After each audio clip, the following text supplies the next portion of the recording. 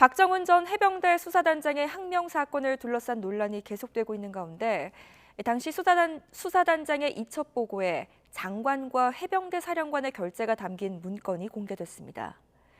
이 결재를 한 다음 날 국방부는 이첩 보류를 지시했지만 박정훈 전 수사단장은 명확한 지시가 없었다며 민간 경찰에 사건을 인첩하며 항명 사건이 불거졌습니다. 김문경 기자가 취재했습니다.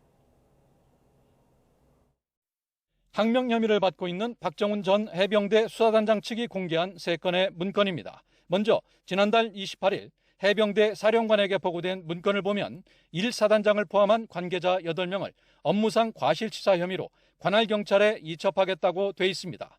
김계환 해병대 사령관이 문건에 서명했는데 비슷한 내용의 보고는 이틀 뒤 해군 참모총장과 이종섭 국방부 장관의 결재까지 마쳤습니다.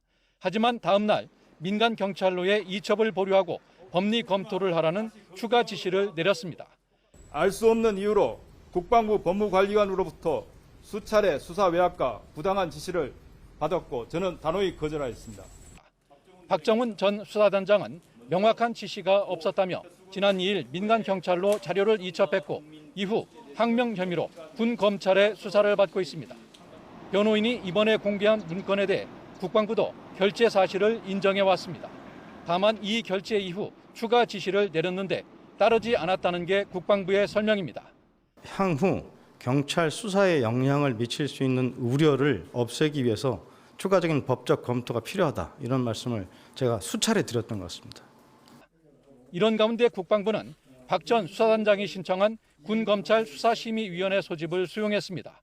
이종섭 국방부 장관은 즉각 수사심의 구성과 소집을 지시했고 국방부는 국가인권위원회와 사법연수원, 검찰청, 경찰청 등의 기관에 위원 추천을 요청했습니다. 수사심의위는 최대 20명의 민간인으로 구성되는데 심의 결과는 군 검찰 수사에 영향을 미칠 수밖에 없어 국방부 검찰단의 항명 사건 수사도 당분간 늦춰질 것으로 보입니다. YTN 김문경입니다.